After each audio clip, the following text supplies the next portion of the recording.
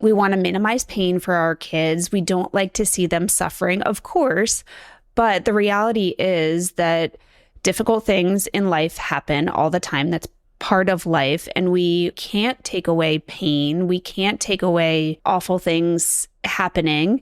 But what we can do is we can validate kids in where they are in the moment. And we can let them know that we can sit with them with any feeling that they have, and it's okay.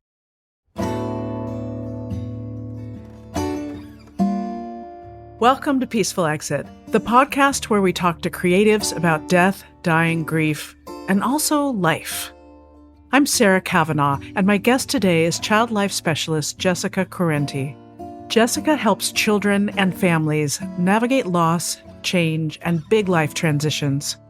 In our conversation today, she explains why children process grief through play and short emotional bursts, and how honest language can make a huge difference when we talk to kids about death. We also discuss her deeply personal story of pregnancy loss and how that experience inspired her fabulous books, Forever Connected and the ABCs of Grief series.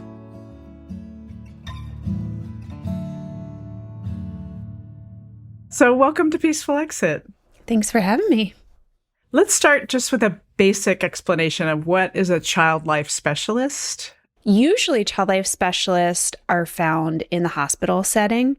Essentially, we are a piece of the healthcare team to help children and families cope with being there at the hospital. In the last, I'd say 10 to 15 years, we have really evolved as a profession to stepping outside of the hospital walls. There are so many difficult life events that children are going through. And there are so many pieces of our expertise that we can utilize to help children navigate those really difficult times. So working with hospice, working with grief centers, working at dental offices, working in the school system, any place where a child is entering a new and or difficult life experience, that's where a child life specialist could come in, help kids understand what to expect with what they're facing, help them process emotionally what they're going through, and teach them coping skills.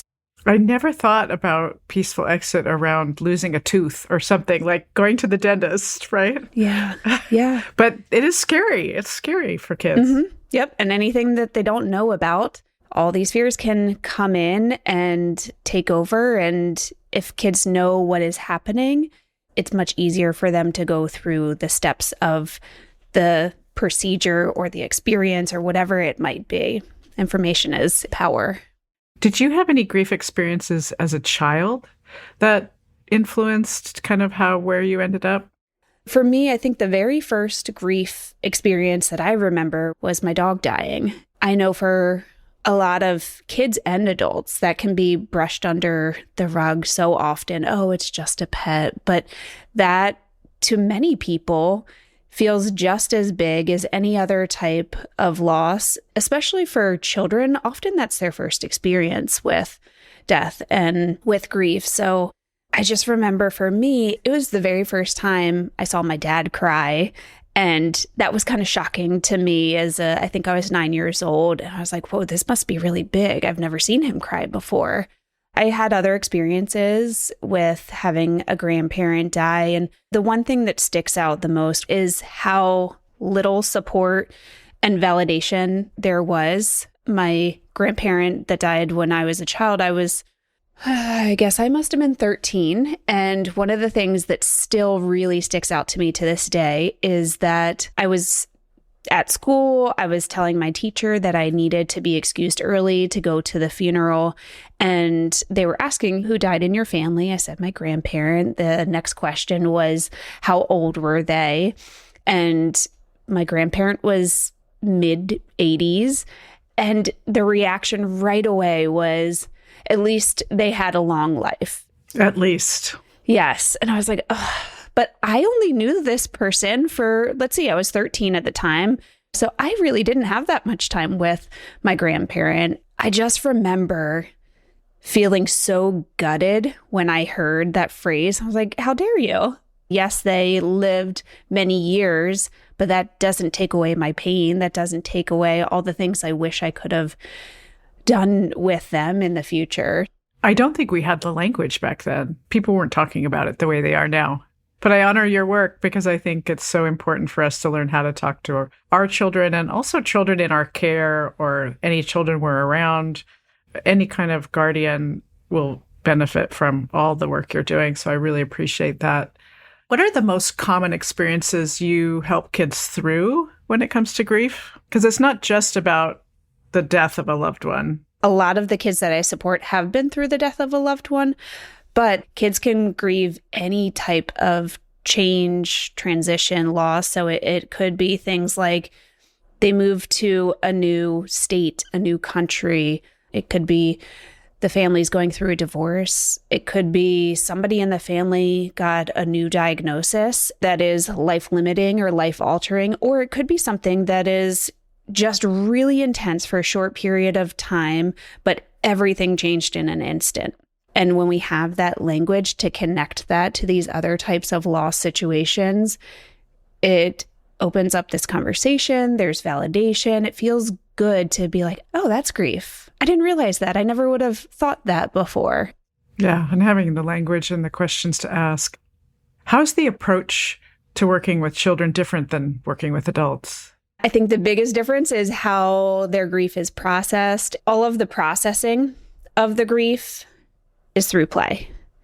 Now, it looks very different for younger kids versus school-age kids versus teens, but often it is coming out in a very play-based, a very behavioral-based type of way. Another thing that's really different about how kids are processing their grief is that it's done in these short little bursts too, versus an adult. It's this all-consuming, I'm in bed for days at a time. It's not like that with kids. They have these really big, heavy moments, and they might sit there for a couple minutes in that. And then with the next breath, they're wondering what's for dinner.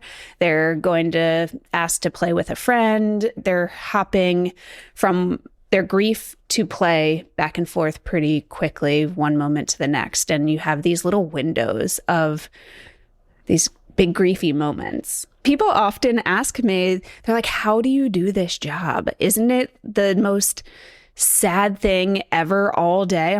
And it's actually kind of fun. Yes, there are definitely moments that are really sad and really heavy, but most of my work revolves around play and using play to help kids understand what they're going through, to help children have a release. For example, sometimes the thing that's coming up the most for the child at home is these big anger bursts. And we want to let that anger out in a good, healthy, productive way. So we might do play activities that help release that anger in a really fun way. So we might make these anger volcanoes where we, with each pour of the baking soda, we're saying something that's making us really angry or something that feels really unfair. You know, this fun, engaging, active way to help them express what feels really hard to get out. What subtle signs do adults often misinterpret in children if they're going back and forth between grief and play? Does grief always look like sadness? People think that a grieving child will always just be sad, quiet, maybe angry sometimes, but children, just like adults, they all show their grief in very different ways. They might still be laughing and playing and telling jokes. There might be some kids that are having a really hard time grieving, but they're not crying and they are throwing themselves into sports, or maybe they're really studying and focusing all their time on that, and that's their distraction, and that's how they're coping with their grief. So there will be these different grief styles. Every child is so different with their personality and their coping tools that they have built up so far. And it makes me think, you know, you talk about coping strategies. As adults, maybe we can just kind of be curious, like, is that behavior a coping strategy? Whatever that looks like for that child. Are we recognizing, as you say, and validating that coping strategy for that individual? Yeah, and what might be a coping strategy for one kid is going to be the total opposite for another. I mean, some kids want to throw themselves into the schoolwork. Other kids are very triggered by what's coming up at school, whether it's the content or the social interactions. There's a lot of evolving that happens, I think, for any griever, but especially for a griever who is a child. They're constantly changing. They're constantly getting into these new cognitive phases where maybe they can process things a little bit differently. Then there's that coping piece too. That's going to shift as time goes on. Yeah. Are kids ever too young to talk about grief and death? So simple answer is no. You're never too young to have these conversations. People want to protect their kids and they step on eggshells around certain topics and conversations, but you can have conversations about death and grief as soon as your kids are talking, maybe even pre-language too. There are these cues from nature all around of life changing, watching the life cycle of our plants, our trees, the animals that we see outside. How often as kids do we see going on a walk, a dead animal on the sidewalk? That's a beautiful opportunity to open a conversation about, oh, that squirrel died. That's so sad. And using very clear language can help kids gain an understanding. And it's so much easier to have a conversation about a dead squirrel versus a dead family member. And if they have that foundation to build upon, they know what death means. That's one less piece of the process that you have to help them through. One of my guests said when her fish would die, her father would just scoop it out of the tank and throw it into the yard. Oh my gosh. So it was a little traumatic. Yeah. Oh, wow. Yeah. A couple of years ago, my kids had an appointment at the pediatrician and they had a fish tank there. One day we go into the pediatrician, the fish aren't there anymore. My kids asked the front desk, where'd the fish go? And the receptionist said, oh, they went on vacation. I'm like, oh my gosh. Like, why? No, the fish did not go on vacation. Why are we telling kids this? They went to a farm upstate. That was like one of the phrases I heard. Yeah. So you feel like any age is okay to go to a funeral? I think there are definitely some questions that we can ask ourselves to see if it's a good fit, considering things like what's their relationship to the person who has died? What is the child's temperament? Is this going to be something that will be helpful for them? Or is this going to be something they are really having a hard time with? If they have information about what to expect, most kids do very well with going to a funeral. It's when they don't have information about what to expect, that's when things can be really difficult for kids to process and cope with it. But then there's also this piece of, do they have a support person there at the funeral? Because a lot of kids, they might want a break. If they have somebody that's identified there to give them a break, go into a separate room, play, be a kid and get out of that heavy space for a little bit, then it can be a very therapeutic healing process for them to be there. So I don't think there's really ever a absolute definitely they should go, definitely they should not go. It's really helpful for kids to have a choice in the matter. Yeah, it makes me think of your toggling back and forth between play and grief, like heavy and light. You know, you have to give them that option, which that makes so much sense. Well, you mentioned euphemisms for death, like they went on vacation. Mm-hmm. But there's also like passed away and gone. It can be confusing for kids. Why is it better to be more direct with them? And what words should we use instead? Anytime we use any sort of euphemism, there is room for confusion. There's room for misconceptions to form. I've heard kids very frequently think when somebody uses the word, we lost them, they literally think they're somewhere. They're just wandering around. They're hiding. They're playing hide and seek, or they're literally wandering around and we need to go find them. That can cause a lot of stress and anxiety. So if we use clear, concrete language that has no other meaning, we give them the opportunity to really understand what's going on. There's this language and this idea that kids don't really understand the permanence of death until they're kind of like midway through elementary school. And I don't really think that's true. It sounds very blunt, but using the very real factual words, they usually understand it pretty quickly.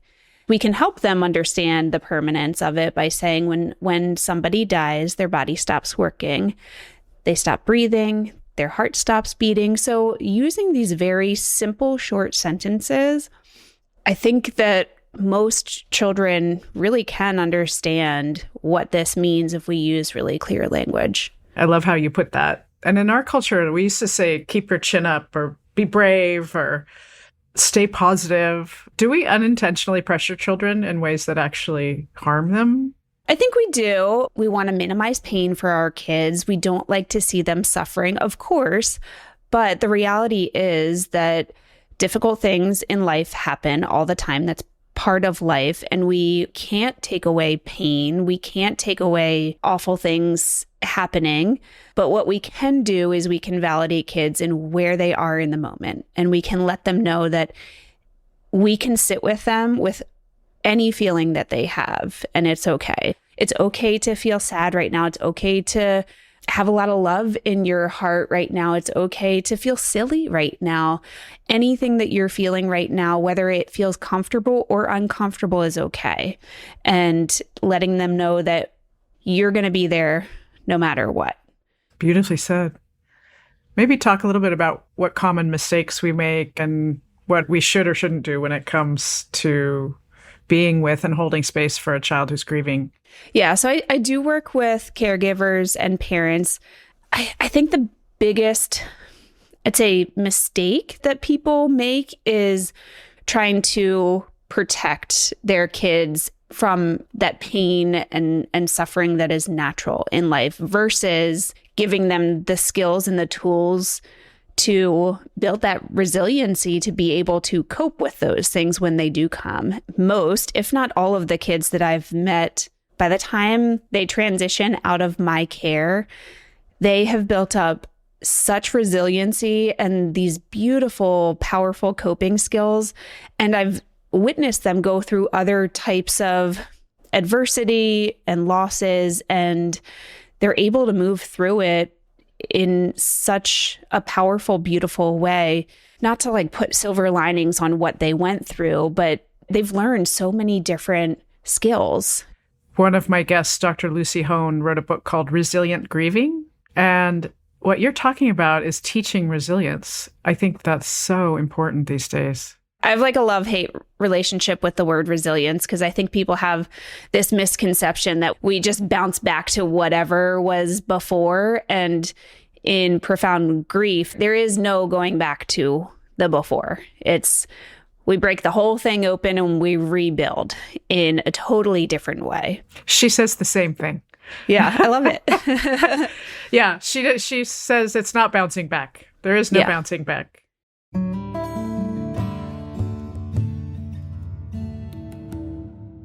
Well, let's shift to books. You have 3 books, as far as I know, out in the world so far. I do. Forever Connected, and the ABCs of Grief, and the ABCs of Grief, Emotions and Feelings. And it looks like this is going to be a series. Just a quick story. So one of the last all children's bookstores in the country, I mean, there are very few left, and this one actually has closed now. But when my kids were small, it was called All for Kids, and it was founded by Shawnee Hazlitt in Seattle. And at one point, she had an art show where she showed the originals of the book art. Oh, wow. Which, the power of those pictures and your wonderful illustrations by Rachel Nyman. How did you think about the illustration in your book and what you wanted to convey? With the illustration process, I had a very specific vision on what I wanted on the page. There is a lot of white space around my illustrations. That was very intentionally done because grief can feel so heavy. It's all consuming. I wanted that calming white space around these images to give that sense of calm in a chaotic time.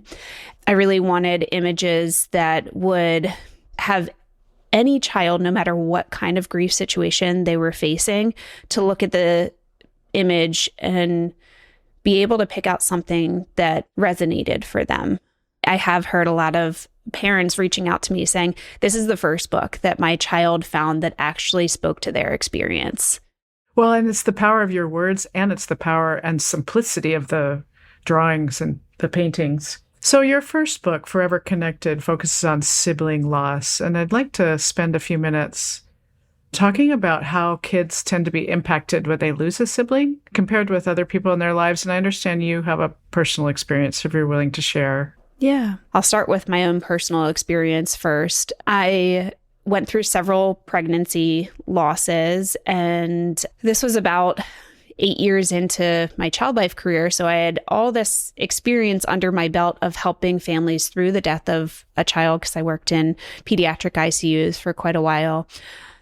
And then I was on the other side. I became the bereaved parent and had to help my children through their grief. When I went through the death of my daughter, Maggie, who I lost at 22 weeks in the pregnancy, my son was 19 months old. I realized how few resources there really were outside of the hospital walls to help kids process and cope with everything. Because, of course, this tiny little blip of time, we carry this on with us for the rest of our lives. The book Forever Connected was really born out of this theme of helping kids to understand that they're always connected and tied to their sibling who has died.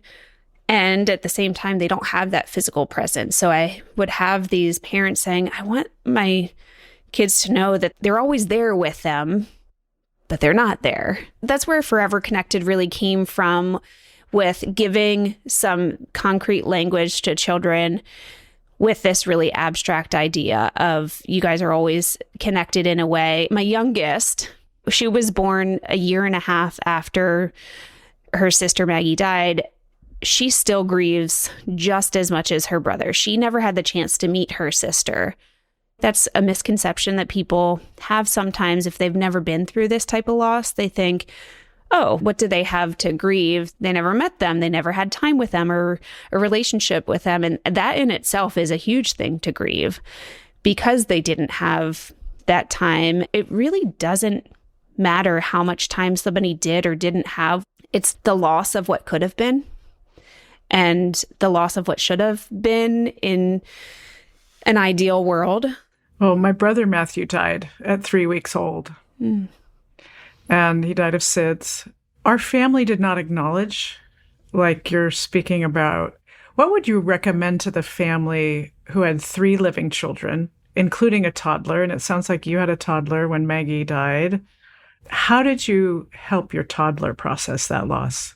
I think as much as we can be open, that's going to help the whole family process the loss. And that's what I did with my son. I was very clear and open with him. I told him Maggie died, and he actually came into the hospital and met her. And we have pictures documenting this. So I knew I had the foresight. He likely won't remember this. He tells me he does. But even if he does only have these built memories from the pictures, that's huge too. He was able to attend the memorial service that we had for her afterwards, and he watched everybody else process all of their feelings. We didn't hide anything from him. And I think that's huge to help kids understand what has happened. And if you walk into my house, you'll see that Maggie is very much a part of our household. There are pictures of her on the walls. There are these little trinkety things everywhere that connect us to her. One of the things that is like her symbol is these little tiny piggies, because she had a little pig that was the same size as her in the hospital. So you'll see these little Maggie touches all over our house. My youngest daughter, she talks about her grief and she talks about her sister now more than her brother does. And it's almost every single day she brings up Maggie. Just the other day, so Maggie's birthday was December 8th, and my daughter wore these little pearl earrings that connected her to Maggie because Maggie means pearl. And people asked her, who's Maggie? She's like, my sister. And they would give her these looks like, what are you talking about? She's like, don't you know about my sister? It's just so much a part of her life, and it's a normal everyday conversation. But I do think that it's changed from decades past. I hear people all the time say, I had a sibling who died and I never really heard their name until I was an adult. Yeah, it's very true. I was born following Matthew's death. So what you said about your youngest, I always felt that I was aware of something, but we never had language for it. So my oldest brother told me when I was 10 years old. I found out when I was 10 years old. Oh, wow. But to have those skills when you're so young, and to have, as a parent, to have those skills to help your kids, it's really remarkable. Love these books. Love that they're ABCs. So in the first one, ABCs of Grief, you write about bursts of grief. Talk about these bursts. And do kids get them more than adults? I think any age has these bursts. For adults, they might feel more like triggers or maybe a flood of memories happening. For kids, they're going from these big moments back into their play pretty quickly or back into their activities pretty quickly. Often what I see with these bursts is maybe it's a couple of big questions back to back. So sitting with them and answering those questions and really being present with them in the moment. Sometimes it might be a reminder that hits them like a ton of bricks. Maybe they're out doing an errand with their parent or caregiver and a song comes on that instantly just reminds them of a certain memory or something that happened with their person, and it can feel like a flood of emotions all at once. And I think the caregivers who are there, we can pick up on these moments and again call out what you see happening and say, wow, that really hit you, huh? And then pausing and seeing where it goes. It's so much more powerful when we see where they take the conversation. Our agenda doesn't mean anything to them. That's great advice. I know that when I did practice that as a parent, oftentimes they just had one question and then they were off to play and they didn't want a whole long monologue, as you said. I love this when you open the cover and there's all of these emotions listed here. And I remember when my kids were in school and they had faces labeled with different emotions, and that's fairly new. Yeah, the language is coming a long, long way. Doing an ABC series, I was limited to 26 words. And of course, the grief experience is way more than 26 different emotions and feelings. But I wanted this space to really get out as many feelings and emotions that could come up while grieving. And so all of those extra words ended up on the end pages. And I actually utilize that as a tool when I'm working with kids and teens in my private practice. We'll take a look at the end pages. And one activity that I really like to do, especially with my older kids and teens, is spend some time with that page and say, what 5 words on here really speak to your experience the most? They're the expert in their grief and their situation and their experience, not me. I don't know what things look like for them day in and day out. And that's one of the things that I've heard about my books that parents talk about frequently, is how it's really opened up this beautiful, powerful conversation between them and their child about how grief is showing up for their child, how grief is showing up for them, and being a point of conversation between the caregiver and the child to say, oh, I feel this one a lot. Do you feel that one, or is that just me? And they're able to see that their caregiver is grieving in a different way than them, and giving permission for that too. I do feel like your books are for adults as well as children. I really hope that it gives language and starts to change the conversation in households around grief, instead of, we're only going to talk about this for this very short period of time right after somebody dies or this other big grief situation. And then we're going to close that book and put it on the shelf. I don't want that. I hope that every household has books like this so that they can pull it from time to time and be able to have these conversations about what's been coming up for them. The next book in the series is The ABCs of Grief Coping. And again, we walk through the alphabet, and instead of dissecting and figuring out what grief is or the emotions and feelings attached to it, this one invites people into exploring 26 different ways to move with their grief. There are things that kids do every day in these pages that they might not put the language to that being a coping strategy. And that's huge if they realize that what they are doing is also helping them cope with their grief. I love that. And you were talking about integrating Maggie into your present life and not just, this is something that happened in the past, but this is something we were gifted with in the present. Yeah, and Maggie plays a role in each one of my books. I mentioned the little piggy. There is at least one piggy in every single book that I have written. You mentioned you had a piggy about her size. Was she in the ICU? So she died before I delivered her. So I had to go into the labor and delivery unit and deliver her there. We had about 9 hours with her before we left the hospital. That was an interesting experience too, almost being rushed out the door because they needed the room for another laboring mom. My family has raised a whole bunch of money for our hospital to make sure that no other family feels rushed like that. And we've been fundraising to have a respite room so that families can have all the time that they want and need with their child and don't feel rushed out the door. So that's something that hopefully will be coming very soon. It's been years in the making. It's something that has really weighed on our hearts and something that we don't want any other family to have to experience. How has this loss impacted your work? Any type of profound loss like this, it changes you at the core in every aspect of your life. I was already doing a lot of grief support in my work as a child life specialist prior to going through my own losses. I think the biggest thing that I didn't realize is how deep people feel this for their lifetime afterwards.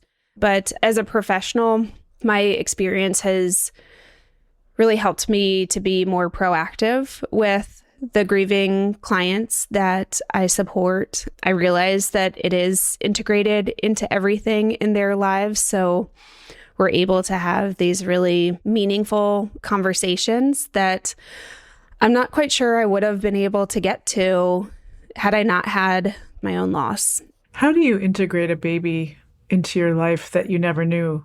There's definitely not a one size fits all, but for us, we've integrated Maggie into our family in a lot of little ways that have been really profound and powerful for us. This goes back to the piggy again. This little stuffed animal piggy shows up in all of our family pictures. There are these different legacy projects that we have that really brings her into what we're doing. She wasn't able to make an earthly impact, but we're making such a big impact for her and because of her with these fundraising projects that we've done.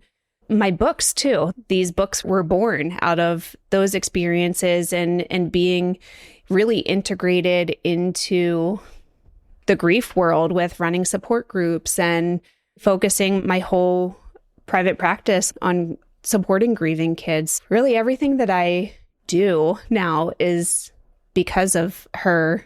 There's little things and there's big things, but it's all interwoven.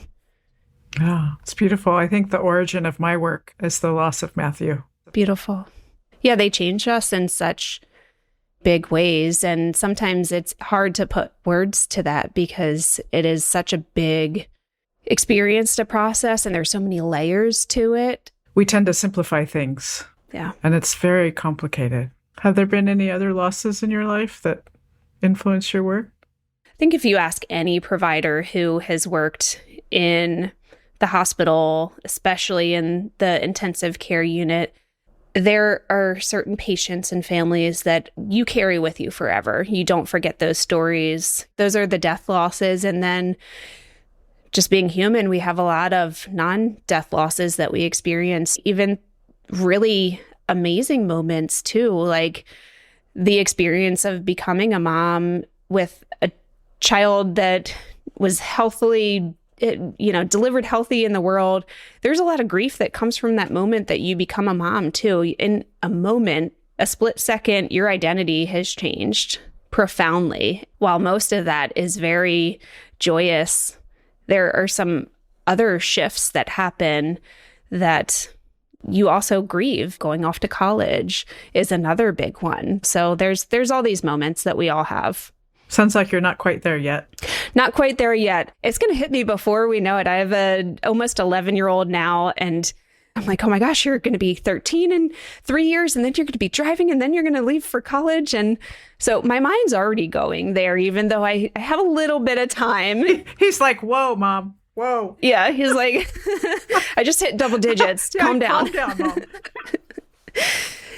Well, I can imagine in your practice, you've witnessed peaceful exits and not so peaceful exits. What does a peaceful exit mean to you? I think a peaceful exit means having everything that makes it as calm, as individual, as personal as it can be. With my daughter, she had an exit and an entrance all at the same time. While it was profoundly sad, it was also very peaceful and beautiful, which sounds really odd, but we knew exactly what we wanted in that moment. And sometimes a peaceful exit means having the people that really matter in the room, having the sounds, the music, having these things identified of what your wishes are. That's a peaceful exit to me, having all of those priorities granted.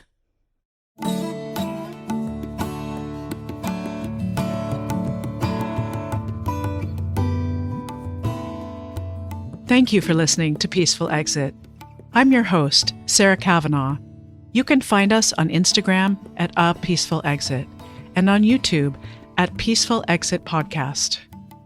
To learn more about this podcast and my work, please visit peacefulexit.net. You can also send us an email and let us know what you thought of this episode or share an idea for a new episode. We're at peacefulexitpodcast@gmail.com. Our senior producer is Julie Canfer, and our sound engineer is Jason Gambrill. Additional support from Cindy Gall and Sierra Austin. I have an amazing team. Original music provided by Ricardo Russell. Please make sure to follow us on YouTube, Spotify, or Apple Podcasts and rate and review us wherever you listen. It really makes a difference.